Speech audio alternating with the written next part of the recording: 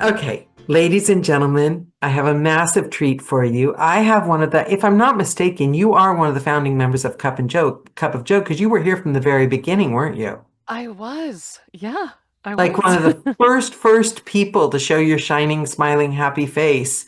And I always remember that little group of narrators because Yeah. it just felt like the world was going nuts and we all just we're like, let's hang out. And you were one of the founders. So I'm really, really, really excited that we get a chance to chat. I'm shocked that we haven't done it sooner. Yeah. And I'm in awe. I mean, you're hugely talented. Oh. You are very successful. You're versed in most of the performing arts, and I've got lots of questions about that. Cool. And but I'd like to start off. Oh, you guys, this is Lisa Negron. Did I say that right? Sure.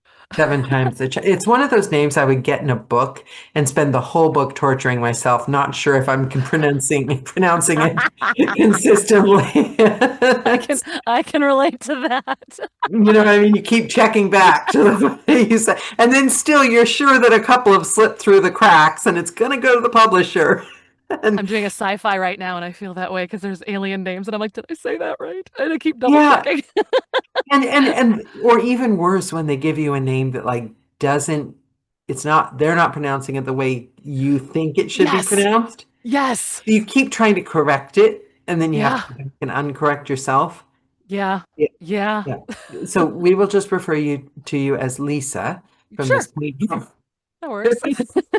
But I'm more interested in 10-year-old Lisa.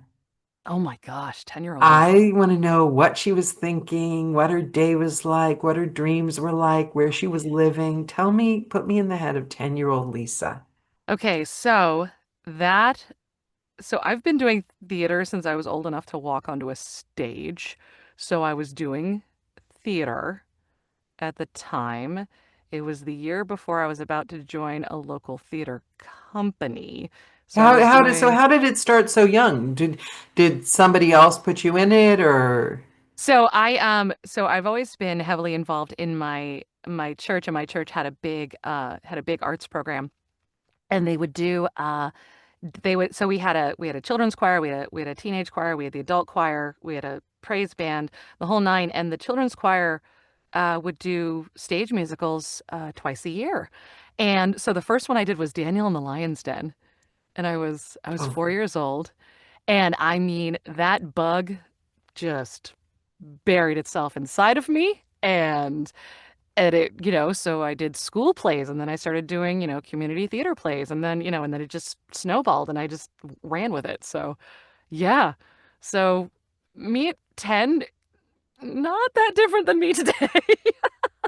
but To I be love that. honest I with you. love that I can relate to that feeling of the bug, Hmm. you know, the feeling of like, oh wow, this is wonderful. Life is Hmm. actually quite wonderful. I want more. Yeah, exactly. And every time Exactly. you get picked, even if it's a small part, you're so Mhm. special.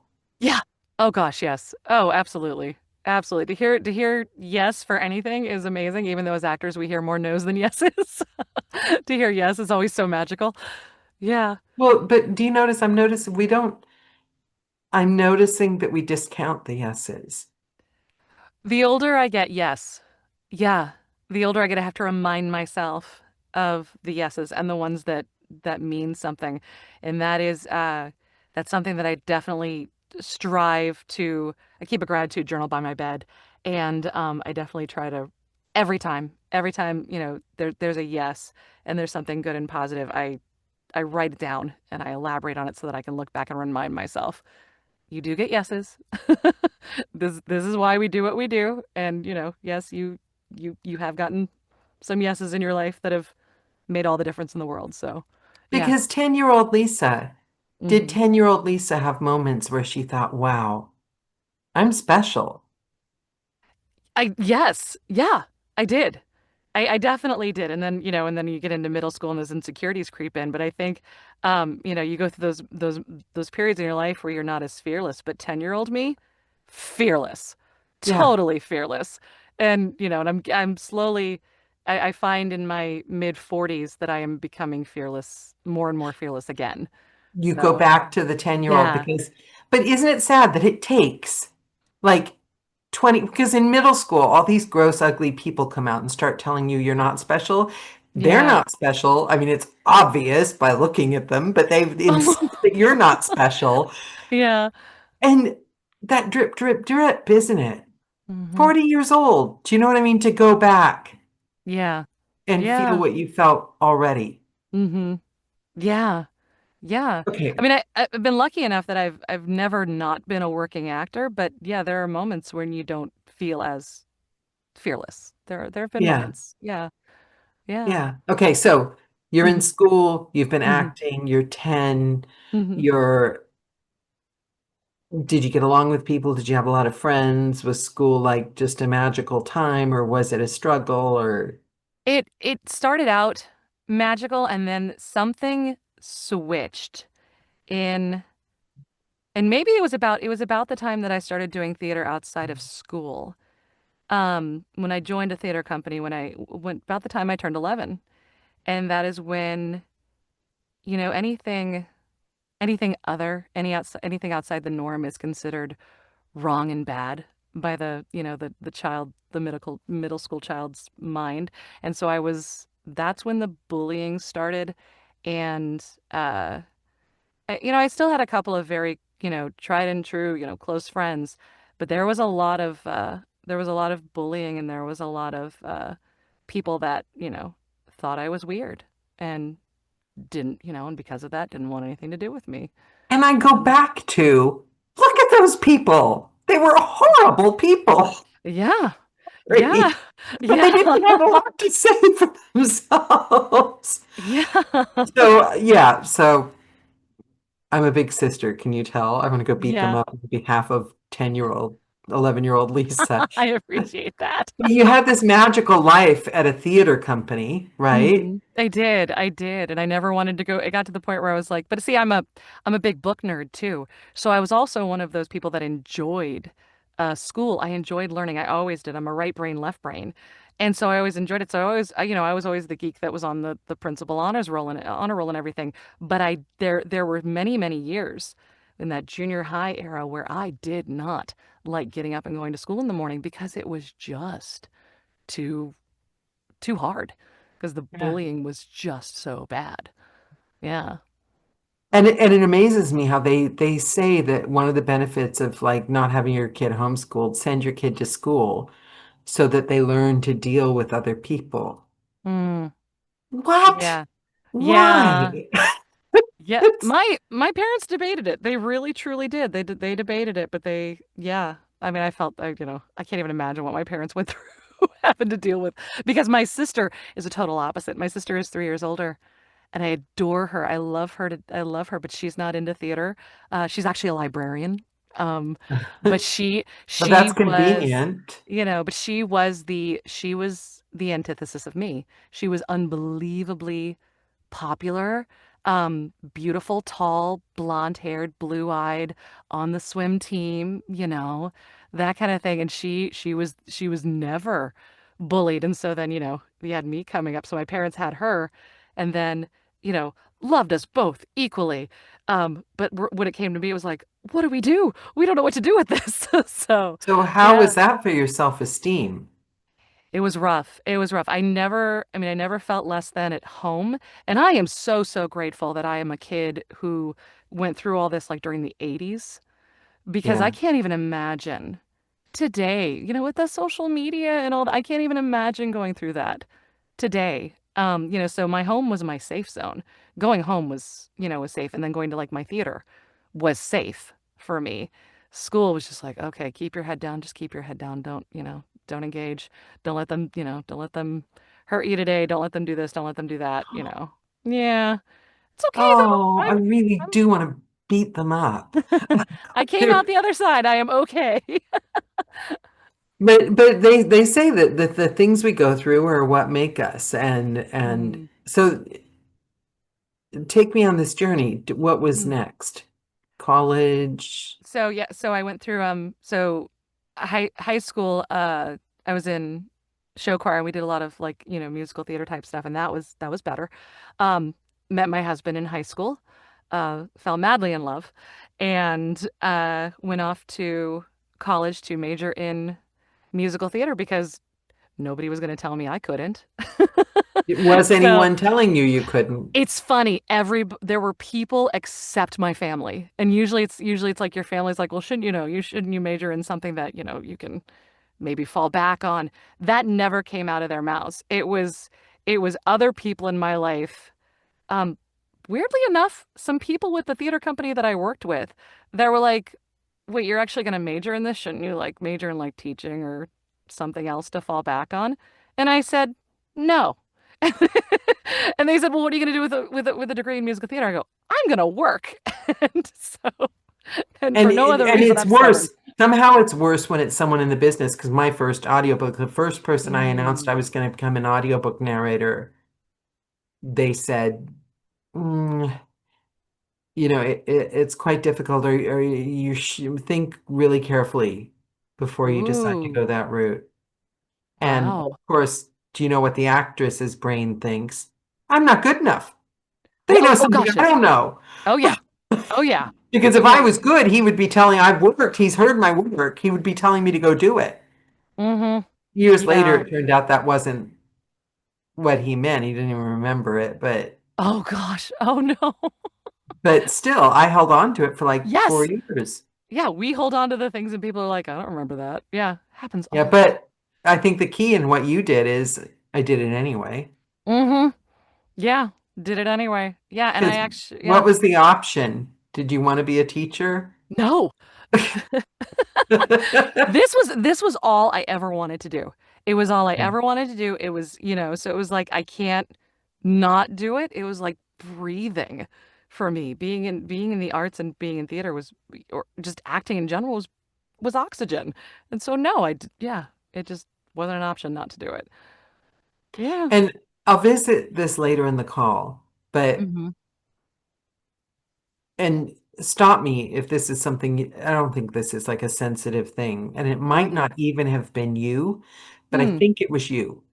Did we have a conversation like at the end of last year where you were like, I really need to do some live theater because I Yes. love the booth. Yeah, I remember that. Yes. And you were like, I love the booth. It's not enough for me. I need to be around people. I need to be live Hmm. acting. Okay. The Hmm. reason I bring that up right now Hmm. is because were just starting out to do something like that. You were like, it was your first, I'm going back out there. I need to go back out there. At the time we had that call. Hmm. And like the energy, you're like an entirely different person sitting here tonight than you were on that call when we talked. And I was even Yeah. to the point I said, I'm not sure even if it was you That because was me. It was me. yeah, is it, I'm not imagining it, am I? No, it was January because we did a New Year's group call to talk about our like goals for the year and what Yeah. we wanted. And at that point,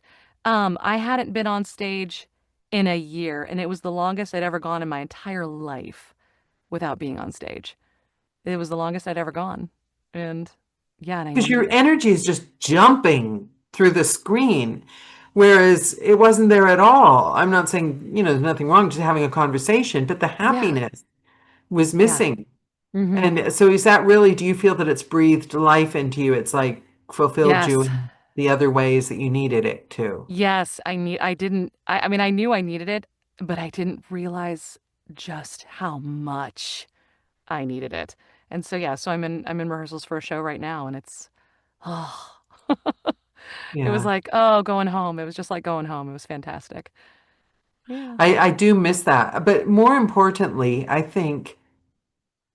think that people need to hear that and need to witness the happiness from adding things in. I disagree with the scarcity mentality that, and it seems, and maybe it's just me, in complete converse. It's completely when I spend more money, I worry more about money than I spend more. But Yeah. because I've been doing that lately, because I've been refurbing the flat, I've noticed a lot of scarcity conversations out there and a lot of things posted online and everything. And Hmm. that conversation centers around pivot, pivot, pivot. Hmm. What else? But there's a shame attached to it for narrators. And There is. I don't know, there should never, I think all actors have survival jobs. We always have. Hmm. We're Yeah. actors. Yeah. There's always the joke about, oh, I'm, actor slash waitress, or I'm act, whatever. There's always there. Yeah. It doesn't, and well, when we were talking in January too, I also was going through, um, an audiobook dry spell too. I was hearing no after no after no. And, it was bringing me down. And I was like, I need to not let, you know, I, I understand that there are people that audiobooks full time 24/7, and they're good with that. That is what they love to do. And that's me I at the moment. I am good Yeah, with that. I have never been one of those people that wanted to be. So I've always, except for that year where I didn't have theater, I've always been a an audiobook narrator and stage actor, or and a radio show host and something, because But for me, I can't why, just be in the booth. why did that year happen then? A lot of things. It was one of those situations where uh it started out, I was too busy with some audiobooks that I missed certain auditions, and then a company that I had been a member of for 10 years, we lost our building. Oh, And so that got taken away. So my last show was my last show with them. And so it was a company that I was a company member of for 10 years, and I was on the artistic board. My husband and I performed with them. And yeah, and we lost our building. It was going to be torn down for high rises. And what's infuriating is the contract fell through and now the building's just sitting there. But we lost our theater. oh, And so yeah, so that is one of the main reasons, because in the Tampa theater scene, a lot of it is company based, where you have you have theater companies that audition for their whole season, or for their at once, or they audition for members of their company that will be their staple actors then for their seasons. And there's a lot of that in Tampa. There's a lot of that. And so yeah, so I was a member of a company, and then I wasn't. And there was also a mourning period that went along with that, because I felt like I lost a family and a home at the same time. yeah, it's And like grief. That's so like an empty yeah, nester. yeah, so it was a little bit of grief. It was a little bit of not knowing where to go in terms of theater, trying to find my footing, trying to find where I need to be. And then, I would go and audition for these theater companies, and they either didn't need my type. Um, there's a lot of women, there's a lot of redheaded women my age in the theater scene too. And so they either didn't need my type, or someone was better. Someone was better. You always have to admit, there is someone that is better. And so, so it just so happened that I had this year of no theater. And Well, and I don't know. yeah. I don't agree with that. I don't like that. There's someone that's Well, better. There's well, there's, there's someone that it's it's it's what my last guest Charlotte Thornton said last week. She said it's not a meritocracy because she'd done their showcase to get into theater right when she finished school, and she was completely left out, and like her friends got in, everyone got in. And somebody, a business casting person, said it's not a meritocracy at all. They're casting type. It's literally not personal. It's the same with voiceover. yeah. So it's what you said, type, but it's not Mhm. necessarily better because who says who's better? Okay, I should have said better fit. I guess I should have said Yes, better yes, better fit. fit. Better Yeah, fit. Yes, yeah. better fit. Because So, they can't say who's better. You could be the best actress in the entire frigging world, the old, and you sound like their mother-in-law. oh So that, yeah. Hmm. you know, You look like their ex-wife. Yeah, yeah. yeah, exactly. Yeah. Yeah. Yeah.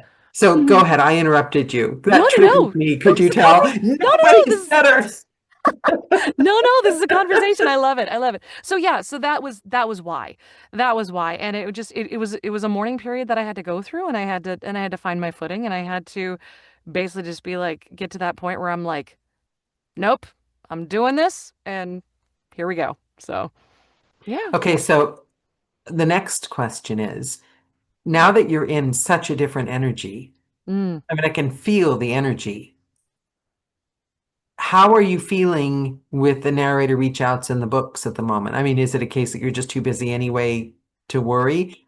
Or is the not being needing it so much because you've got other things Um, making a difference? I mean, I still do my what do I have it set at? I can never remember if it's on my calendar. I can never remember if I have it set for 4 weeks or 6 weeks for the publisher reach outs.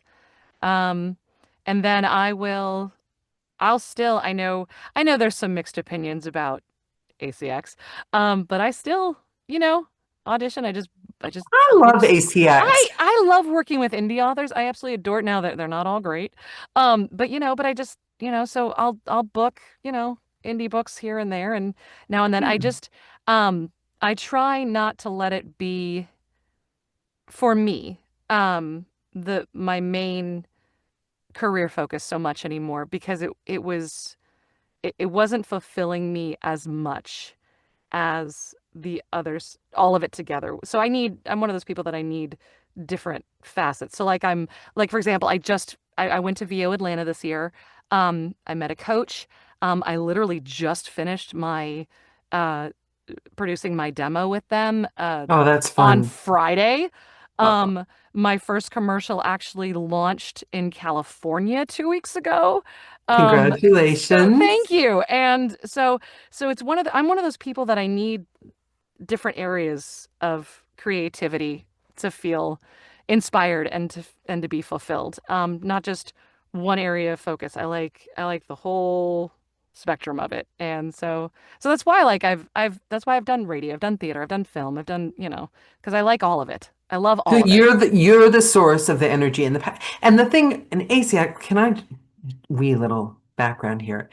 Uh, I started with a bunch of narrators that started at the same time, and I'll never forget how offended and upset I was. Of course, we all wanted to work with publishers. We're newbie narrators. We put in a year or so, and we're trying to get the mhm. publishers. And one of them like got like their first publisher, and they were like, "Well, when I used to be an ACX narrator," Yes. and Yes. I was like, "Excuse me. I mean, Yes. ACX is an open platform, Hmm. right?" And And then I laughed. Well, I didn't laugh because I still felt really bad about myself for it for like a whole year after that. Mm, But when I look back in hindsight, that person got maybe a couple of jobs from publishers mm, over the next year or so. I yeah. worked steadily and consistently Hmm. and made money Yeah. and was Yeah. able to quit my job easily, any outside job, and work full-time narrating, Hmm. working through, and then people will say, well, ACX has changed. Well, you have to put the time in, don't you? I reach out to indie Yes. authors as well. I love working with authors. I do too. I love it. And to that point with people saying, oh, I don't have to use ACX anymore. See, because I started in the end of 2017, and when you would apply for APA speed dating, for example, Yeah, they would put on there how many books have you narrated, not including ACX, yeah, not including indie yeah. authors. They only wanted publishers, and I almost felt like, well, should I be ashamed of the fact that the majority of my work has been with indie authors? And I'm like, so it bothered me for a while. And then I'm like, well, no, I'm making money. I'm a Yeah. working audiobook narrator. I like the books that I'm producing. So it's like, okay, all right. There was the same snobbery about editing because when you first start, it's quite expensive, and you try to learn Yes. editing, and then you're like, but a lot of the people would have you have to hire I did hire an editor for my first book, and I was like, why do I not want to know at least know? I'll use editors, but why do I not want to at least know? Yeah, So exactly. now I use editors full time, but an editor that I've used for like a year. I don't know what's going on. There's nothing. I don't know what's going on. I think there might be something going on, but they've kind of disappeared. Mm. But I can master and edit. Hmm. I've done over 100 books myself, Yeah. so Yeah. I can do it. So the worst Yeah. thing that's going to happen to me is I have to contact the author and say, look, I have to edit myself. It might be a couple of days later because I have to Yeah. do it myself. But Yeah. these narrators that were so proud of the fact they never, ever, ever touched the editing and they never, ever, ever went through Yeah. ACX. It's not only did you never, ever, ever do it, but you Hmm. don't know how. Exactly. Exactly. You've got it. Yeah. I mean, and if nothing else, know how to do it so you can do it for your auditions, you know? Yes. If for no other reason. But How yeah, do I'm you, what right. do you do for your Yeah. auditions? You gonna send them to an editor? Yeah. Exactly. Exactly. No, and I see no shame. If I've got downtime and I've got time between, will I edit it myself to save my money? Yes, I will, and I am not ashamed of that. I mean, I'm and not I ashamed of miss that. this editor, but I'm quite enjoying it. Yeah. I missed it. I missed, you know, it's a treat after Yeah. a day of recording, sit down editing, you Yeah. know. I Yeah. enjoy it. Yeah. I do enjoy it too. Yeah. And and I know they're like don't edit your own work, don't but I I enjoy it. And I've had a couple of times where I've edited it myself and came back with no pickups. So I'm like, Right. Thank you. Thank you. And see, it's the royal they that I take issue with because I wasted so much time taking every single word. yeah, You me too. should follow advice. Of course, you should follow advice. Don't get me wrong. Like, I went to coaches and they taught me so much. I can't even tell you. Yeah. But seriously, comes a time you got to think for yourself. Yeah. And it doesn't, and it doesn't help that you get to the point where, well, if if someone is saying it in this group, it must be true and I must be doing something wrong. And what's wrong with me? And it's like, no, just because someone says it on social media doesn't mean it's true. Right. I made a comment once. I almost got like torn to shreds. I said, seriously, people are getting all their coaching from TikTok videos? Oh And gosh. another narrator took offense. Oh, I do seriously? coaching on TikTok. And I wasn't talking about you. I swear. It's just, Oh my gosh. but I just think it's the actor thing, isn't it? Right? It's the Hmm.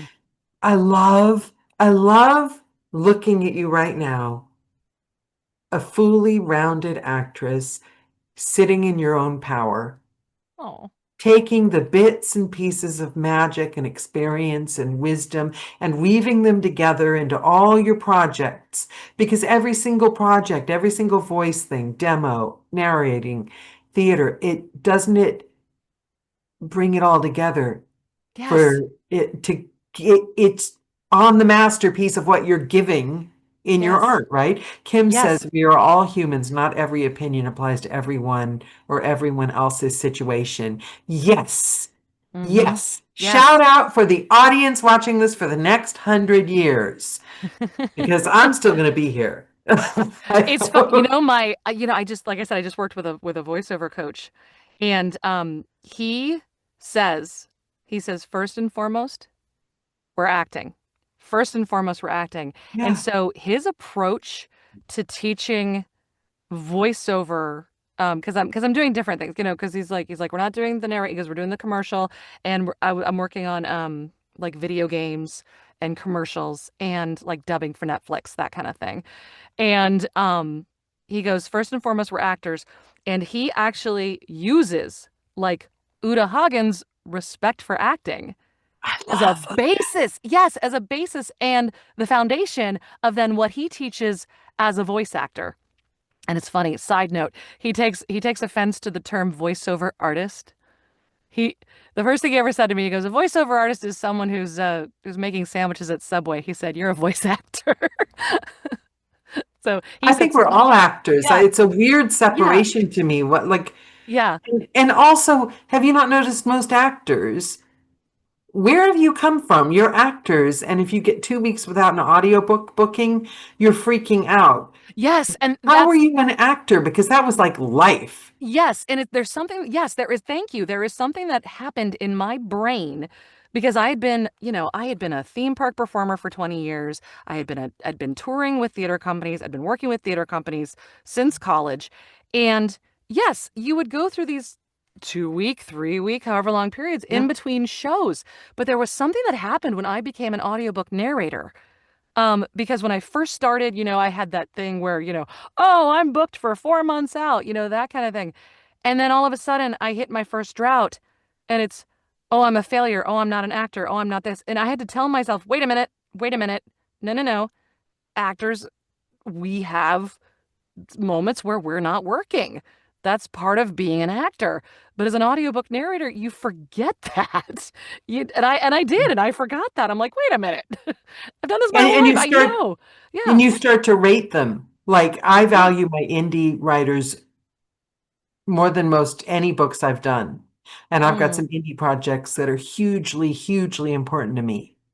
But my subconscious keeps a little ticking thing of how many quote unquote paid well publisher jobs I have. And if it Yep. goes below a certain level, I'm unemployed. Yeah. I'm unemployed. Oh my God. How can you be unemployed if you're so behind? You're like afraid you won't have time to brush your teeth. You're Yeah. not unemployed.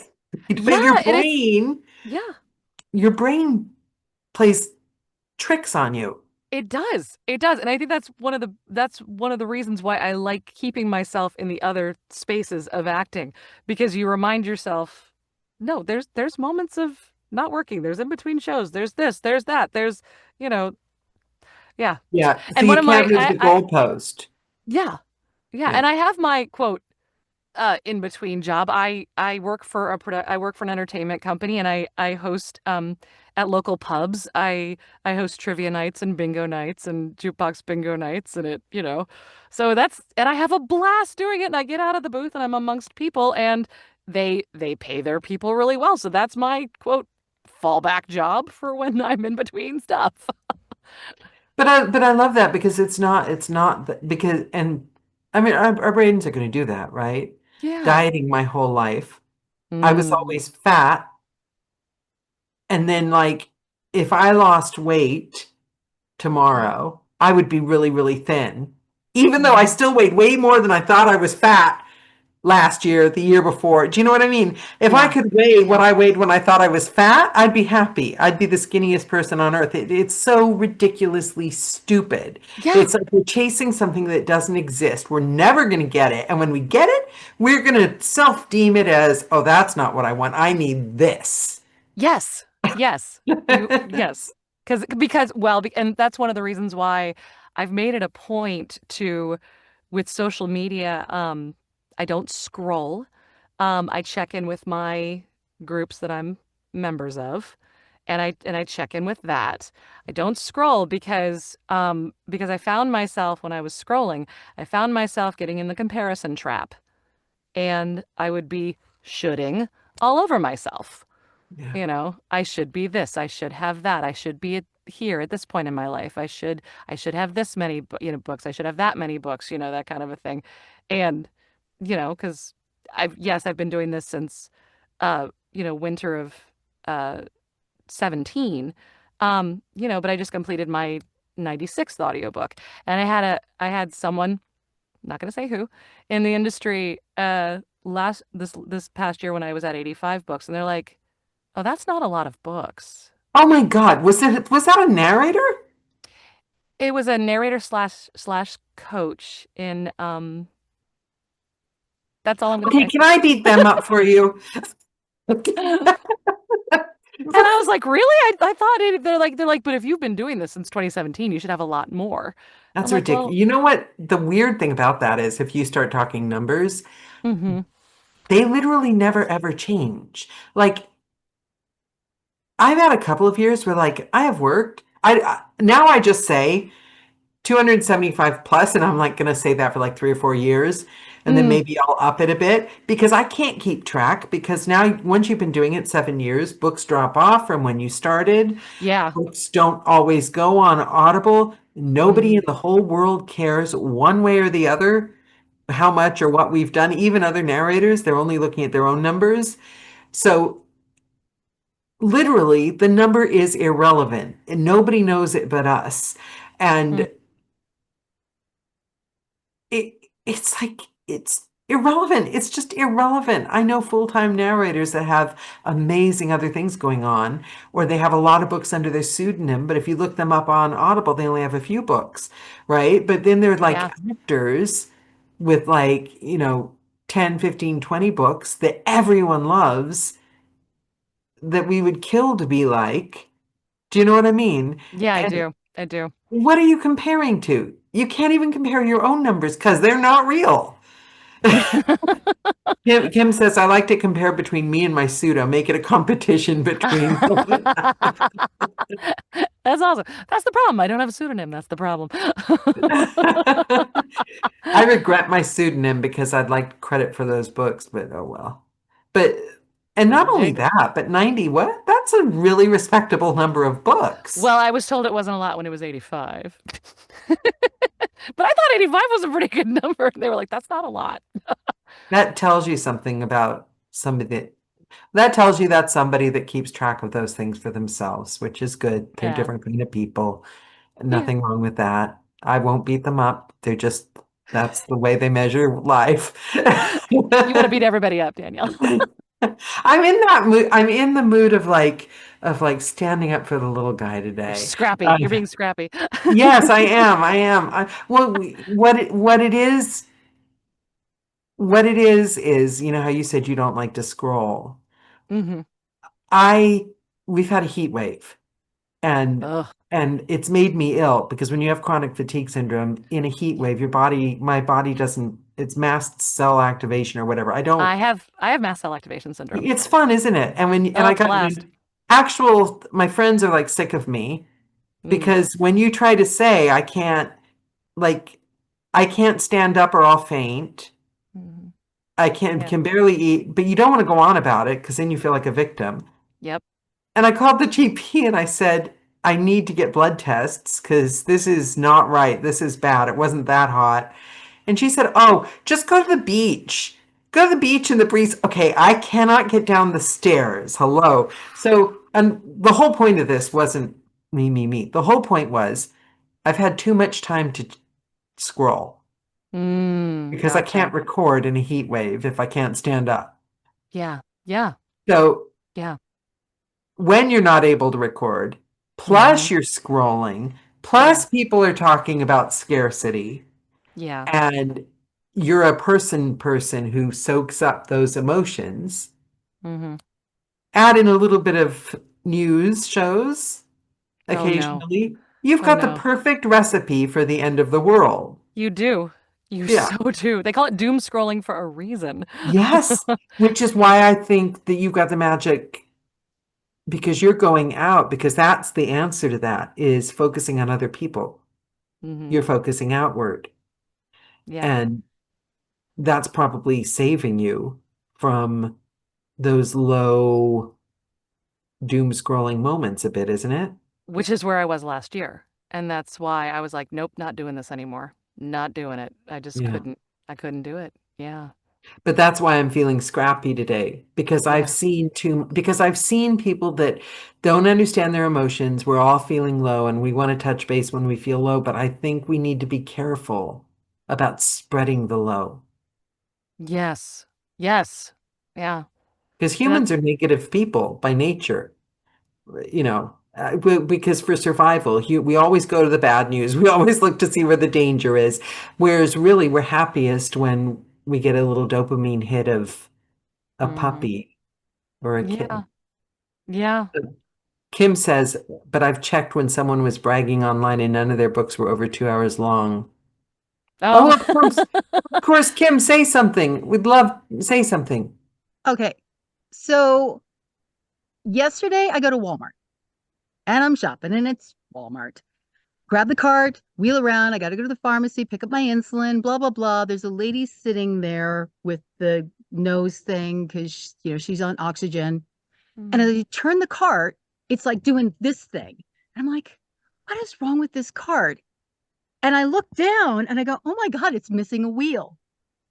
It is literally missing one of the wheels from the front. And I looked at the gal and she looked at me and we both kind of laughed. And then I got up to the front of the line. And as I waited there, I just said, challenge accepted. Because I was thinking I could go a bunch of different ways and be like, oh my God, I can't believe I got this stupid card. Yeah. And I'm just like, nope, challenge accepted. And then I started stacking everything in the opposite back end of it. And I was very careful when I was making certain turns. And I was laughing to myself the entire store. I kept wheeling Love past it. people thinking, you don't know that I'm missing one of my wheels. Yeah. But I love that. But I love that because I Like, love it. Mike, you're going to throw this at me? Fine. Yes. And I love the cheeky little like nod with the woman with the oxygen. I love it. I love it. But but doesn't it say it all though? Doesn't that say it all? That's like, you know, I wish you'd said that like last week instead of me wasting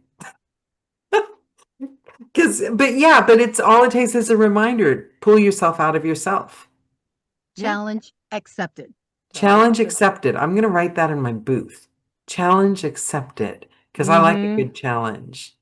I Yeah. do. I like a good challenge. And also, really, Daniela, you're going to be judgmental and negative about all the like negative people that you're finding while you're scrolling looking for negativity. Don't do it. Don't do it. Just don't do it. You know, you're okay. I want to talk theme parks. Yeah. Okay. What characters did you get to play? Oh my God, the funnest. I was a clown once. That's all I ever got to do. And it's like the dream job. What characters did you get to play? Okay, so I started in theme parks. I was fortunate enough that I went to University of Tampa, and their internship at the time was with Busch Gardens. And so the internships for the musical theater majors was to go perform at Busch Gardens. Cool. Cool. Yes. And so during Halloween season, I got hired to be part of improv. I love improv. And I was so they basically put us in different get up scenarios and they're like, all right, go be. And so it was during Halloween season. And so then at nighttime, I was dressed up like a very tacky tourist, but I had this ghoul slash zombie hanging around my back that didn't have any legs. And so I could go any way. I could either be running through the park screaming, pretending I was being attacked. Um, I decided that, my husband forgot his sunscreen and he was really, really exhausted and I had to carry him around. And, and he was in like, we were in the dual cart coaster and he sat in one, but he was here and so we lost his legs, so we got to find his legs now. And Oh, just all that stuff. So that was how I started. And then after that, when I graduated, I was fortunate enough to be hired on at Cypress Gardens Adventure Park, which if you don't know, it's since closed, but it was the very first theme park ever in the state of Florida. And they were really cool in that they had their own resident playwright who would write all of the stage shows for us. And in particular, she would custom make characters for her actors, for the company members that were hired on. oh And wow. so, yeah. And so we did, oh my God, we did some amazing stuff. And it was always centered, no matter what the plot was, it was always centered around a specific decade. So, like, we did like an 80s rock Halloween musical.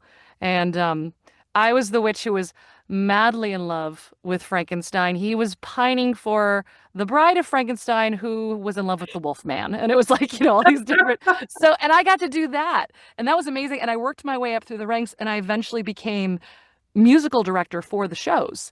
And I also Wow. got to be in charge of a barbershop quartet. We called ourselves the Garden Quartet. And I loved that. I had so much fun. And then I worked with SeaWorld and same kind of thing. It's funny. I actually worked with almost all the theme parks except for Disney. But I did work for Radio Disney as an event MC, so I've also done radio as well. But so I did theme parks. I also worked with I started writing children's shows for like the Florida Aquarium. So I would do some puppetry shows, and then I would host some game shows. I was at the Nickelodeon Resort. I was a member of their improv troupe called the Splat Pack. So much fun. And I got to host like mass slimings and do game shows and all that kind But of stuff. So yeah, these are like time travel moments, aren't they? Like times I call them standstill time moments, like where they're so intense and you're so into the moment, aren't you? You've got your family, your theater family or whatever, right? mm-hmm. Mm-hmm. They're intense memories, aren't they? And most people Very. only get a few of those in a lifetime. You've been going from one to the next to the next. I'm very blessed. I've been very, very blessed in that. And it's just a matter of grinding and having a support system. My husband will never in a million years tell me I shouldn't. He's always like, go for it. Do it. And he's always been my biggest cheerleader. And it's my between growing up with my parents telling me go for it and my husband telling me go for it when a lot of the world told me no, that has been my saving grace, and that has made me unbelievably stubborn too. Is he an So actor as well? Because you said he he was in things with you. he got sucked in.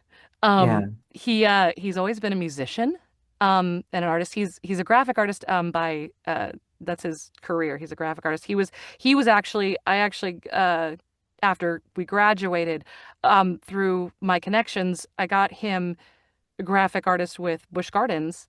And then eventually when I went to Legoland stole him.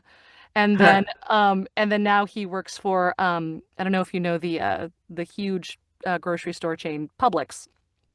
I don't know if you know that here in the. I haven't been in America in a really long time, so that's Okay. They're off the way from Kentucky down to the state of Florida and Georgia and Alabama.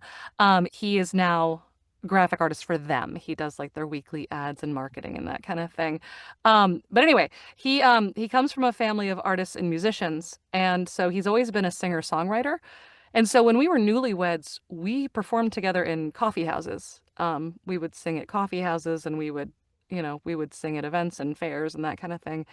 And so he was always hanging around the theater companies that I would work with. He would start volunteering to work the lobby, or he would, tend bar in the lobby, and then eventually, I love this. I was auditioning with a company that I had worked for a couple of times. It is important to say that it's a professional theater company, not a community theater. So it was a paid gig because he drove me to my callback audition, and the director said, "Hey, just out of curiosity, the guy that we called back for the lead that we thought was a lock for the part, um, he didn't show, and he's a tenor." And he's like, "And Omar, that's my husband. He goes, Omar sings tenor, right?" I said, "Yes, he does." He goes, do you think he'd feel comfortable just singing with you guys so we can just hear the parts and see the, I'm like, just ask him. Well, he did it. And they called and offered me the part, and then they offered Omar the lead.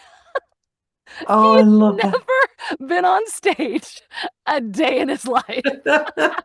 And I give him, I'm like, really? I'm like, you don't have to suffer through like community theater and these horrible I'm like, you just get paid right out the gate. So he got sucked in. That was 2013. And then before I knew it, he was doing shows with the company without me. And then he became a member of that theater company that I was with for 10 years in Tampa. And so yeah, so he's not a full-time actor, but he got the bug too. I sucked him in. Okay, so tell me about, and we've got a willing audience here because Kim has been in radio for like Uh-huh. 150 years. So tell Oh me wow. about your radio background. Okay, so I started when I was 25. Um I got started with Radio Disney. And how I got started with them was they also had a side program where they had a children's theater touring company. And this was the Radio Disney out of Central Florida, out of Disney World. And so I got hired with them, and because it was under the umbrella of Radio Disney. I eventually started doing their special events. I would assist the MC, I would assist, and then eventually I ended up on the microphone emceeing the events. And sometimes they were broadcasted, sometimes they were just live events at different um, things throughout the state. So there was that. Um, didn't do after I got hired full time at Cypress Gardens, and so I didn't do Radio Disney so much. But then eventually, about during COVID, a friend of mine who was hosting a morning show here in the area, she was leaving radio because she was moving. She was moving out of state. And they were looking for her replacement. And she she's like, well, she goes, one of my good friends actually has a background in radio. You want to try her out? And so then I ended up a little bit at a morning show here in the area. Um, and then I filled in for a little bit, and now I'm like a permanent sub. So I'm the person they call, and it's, because I made it very clear I didn't want it to be full time because it's a morning show. You have to get up at 4:30 in the morning, and you're live on air at 6 a.m. And it wasn't conducive to then coming home and recording in the booth because I would just be exhausted after, Oh you know, yeah. Yeah. leaving the studio, around 9:30 in the morning and then having to come home here to my studio. And so yeah, so that's my background in radio and stuff. I- Yeah. I'd love to. I have a wee little dream of like, the Frasier, Sally Jesse Raphael. I have a wee little dream of like working radio 12 to 8 in the morning and taking calls from lovelorn people and advice and like just chatting all night long.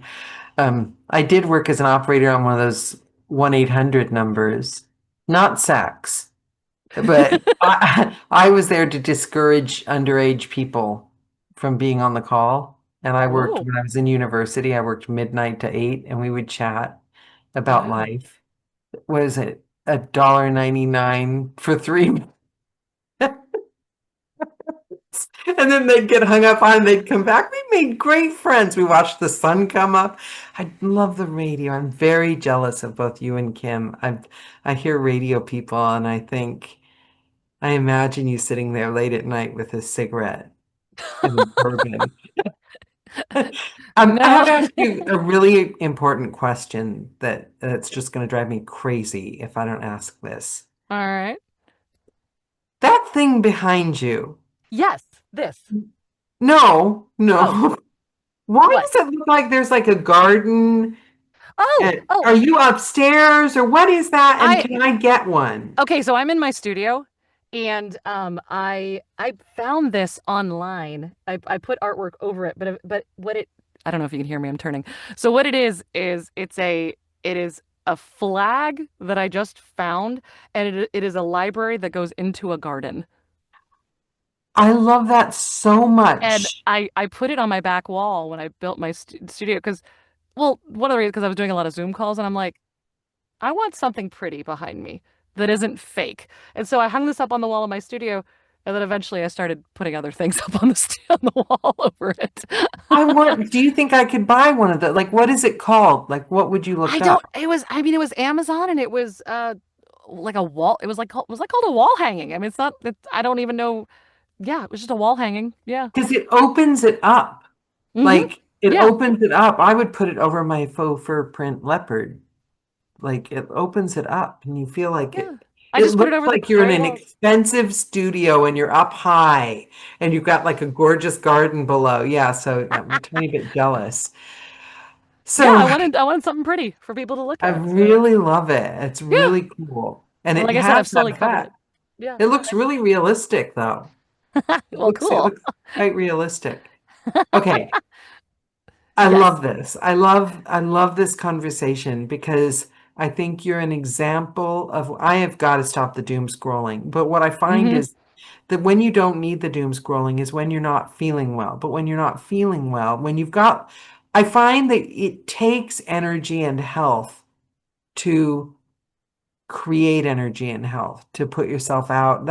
I think that's why I don't suffer depression or anything, but I've read people saying that they suffer depression. And in my head, I'm like, well, clean the house, take a shower, that'll make me feel better. But what I've read is when they have depression, they can't. That's Right. the problem. They can't. Yeah. So so if you're not feeling, and I guess that's where we were last time we talked, and just not bad, just not searching for good things, like not accepting the challenge, as Kim put it. Um, and I like that. I like that. I think maybe there should be like a little note, because I find that that's when we all know dry spells are normal. We Mm-hmm. all know AI is not going to take all our jobs right this minute. We Mm-hmm. all know just keep working, and we all forget over and over again, right? Mm-hmm. So, like, aside from reminding each other, I think what you did was really smart. You knew what you loved and what made your heart light up, and you accepted the challenge. And it wasn't something that happened overnight. It was something that, um, I mean, I don't want to say because because to be fair to those people that actually go through depression and horrible, horrible bouts. I mean, I was close. I was close. So I had to hit what for me was rock bottom in order for me to be like, oh no, I can't live here. This is not the space I want to be in. So I mean, it took me a while. It was definitely a progression. It was definitely a constantly reminding myself, no, don't let yourself go there. Don't let yourself go there. Just and it was a daily battle. And there's still moments where, you want to you see that little thing online. It's like, well, why did that publisher not want me? Or why, you have to just it is a daily reminder. Like when I mentioned my gratitude journal, I keep the gratitude journal by my bed, and I do this thing now where, and it was something that I heard uh a a lady pastor, Joyce Meyer, mention, and she said, "Do not keep a gratitude journal by your bed, and don't go to sleep at night until you can write down at least 5 things that you are grateful for that day." And she said, and this is true, she said sometimes it'll be a struggle. Sometimes you just write down, "I'm still breathing." Or "I woke up this morning." Sometimes you have these things that you can just, keep writing, keep writing, keep writing. And sometimes it's like, well, okay, I'm alive today, you know, or it's, but you have to write down 5 things. And I have found that when you do it and you're putting that out into the world, that you are searching for the things to be grateful for, um, it changes your whole perspective. It really, truly does. It really, Because you're truly. looking up and out rather than in and down. Mm-hmm. It's what Kim said, and this is not to discount clinical depression, No, please. not at If all. you Not at have all. clinical depression, find a doctor, find help. This is a Yes. whole other thing we're talking about. We're Yes. talking about the range of human experience that Mm-hmm. we all have highs and lows. And as Yes. creatives and freelancers, we're so please don't ever take, No. and the same with weight. The things I say about my experience with weight or worry or illness, if you've got a real eating disorder or clinical depression, go to your doctor, get Mm-hmm. help. I would hate somebody to, because I did that for a long time. You listen to podcasts and you're trying to self-diagnose yourself, and Yeah. you have to, and it's not, I know connection's important, but one of the things I read was that it was like pivoting or something. I don't know, where everyone's talking about that right now. Yeah. Everyone's talking about other things you can do. And I read one of those things when I was like, thinking I was dying, like Mm. couldn't stand up. And all I thought was, really? I have to go out and get an outside job and I can't walk down the Mm. stairs? Yeah. Or I'm going to start a whole new career and sell myself online as a digital marketer, and I can't get up. Yeah. You know what I mean? You, Yeah. you, you, I think we all want to help, but we're all coming from like our place, right? And it's what you Oh, it's said. totally subjective. Yeah. Yeah. Yeah. But I love the fact that you said that because I'm like, you've got great energy. You went out and you're like, no, it's more complicated than that. Hmm. And that's one of the problems with social media too, is that we're always putting our best face forward. People don't see the struggle behind the scenes. They don't see the progression, or if someone was posting about their progression, it's forgotten. We have such horrible memories and attention spans now that even if someone was brave enough to post their progression, people are only going to remember the last post that they saw. People are only be like, oh, her life is so perfect. It's so this, it's so that. She has this great energy. She's got this many books. She's got this, she's got that. Not knowing what led up to that, what went into that, what was the daily journey of reaching that And they point. don't take it on, do they, until they encounter it themselves? Because I believed them when they said, share your journey. And if one other person is helped by it, they'll recognize it. So I had this thing, I thought this is so helpful. And so whenever I'd have an epiphany, I'd get on and I'd go, oh, life was horrible. I was so sick. I could barely walk, but I'm doing it. And you know what the response was? The care emoji, the hug emoji. You'll be okay. Mm, No, you didn't get, I'm the success. This was me figured it out. Hello, I'm trying to, no, no, no, no. yeah. Nobody, they have to find it themselves. Mm-hmm. You know Yeah. what I mean? Mm-hmm. They have to find it themselves. And I Yeah. think, yeah, it's finding that energy and Yeah. and I love that you're sitting in that energy. It does. It emanates from, maybe tomorrow you'll be in a horrible mood but Quite possible. Yeah. right this moment, Mm-hmm. that's the power that artists want. Yeah. That I'm creating my work and I'm going toward the things I love. Yeah. And then with you, Thank what you. you're saying, I remind myself of the things I love every night. Mm-hmm. You have to. You have to. Yeah.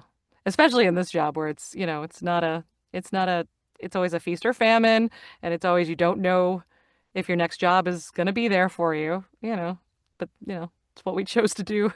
Yeah, we're That's what we were actors. insane and we chose to do it. We create our own work. There's nothing in this world that's going to stop me doing a public domain book. Hmm, AI can't stop me doing a public domain book. If the entire industry falls apart, I can still do a public domain book. If true. Audible stops taking on new books, I'll put it on YouTube. If YouTube stops, I'll put it on TikTok or whatever the hell new platform there is. Mm. Nothing can stop me doing what I love. Amen. Exactly. There will Yeah. always be a writer that wants their book done by a Mm, human being. I don't care how much. If the entire world's taken over by robots and we're stuck in the house just cleaning for the robots, mm. I will charm the robot into letting me record for a few hours. You know what I mean? There's a way around it. You will entice them with a new USB port or something. Oh, I could do a Netflix show off that. I love it. The robot Okay, seduction. I know. I really like that. One narrator, one robot, living in the same house. Love it. I love it. Could be a reality show or it could be fiction. Love Oh it. yeah, I love that. See, but that's the Yeah. thing. Don't we? We live off our ideas. We Hmm. create. Yeah. Yeah. Nobody can take that away from us. We just keep No. creating. Yeah. It's why I love improv so much. It's creating, creating, creating, creating. Yeah. I love it. Yeah, Yeah. you improv people are hardcore. You guys are hardcore because you really have to be on. You can't do that just I've memorized the lines bit. No. I'm a member of a female troupe right now that's getting put together. We're doing online improv shows, and it's all female, and it's yeah, we had our first one a few weeks ago, and oh, so much fun. Are they going to be publicly available? I don't know yet. It was a get together that was requested for this time, so I don't know if it'll eventually be publicly thing. But right now it's just for private things. If it Yeah. ever becomes publicly available, come back out to me and we'll put the link in the about section Oh, fun. so Yeah. people can check it out. Okay. Yeah. Here's the moment that every guest dreads. For the YouTube audience that's going to be watching this in the next 3,000 years, if they walk away and only remember one thing from this call, one piece of advice, one piece of wisdom, what would you like to leave them with? You are never too old to go back to your younger self. Ooh, you know I love that That's one. it. That's it. Plain and simple. You're never too old to remember who you know. I've heard my whole life, who you are at 80 and who you are at 8, and I've always been a big believer in that, and it's true. It is a true statement. And when you know, if you get off path, you get off the track or whatever, it is never ever too late to remember who you used to be and to go I back to it love because it's still that. there. It's still inside you. It's still there. I love that. I'm going back to acting. Did I ever? I'm going back to acting when I'm waiting to have white hair when I'm like 80 or something. But I'm seriously, that was always my plan. I read an article years ago, and they was talking about the older women that are in the Woody Allen movies and the Cocoon movies, Uh-huh. and that there's a market for older actresses because, Always. you know, but like a specific market, like they eat the room. If you can act and you're that age and you're still alive, all Mm-hmm. the competition's dead. Well, So that's that one is way to always put it. that's totally my business plan. I can't wait. That's one way to put it. All the competition's dead.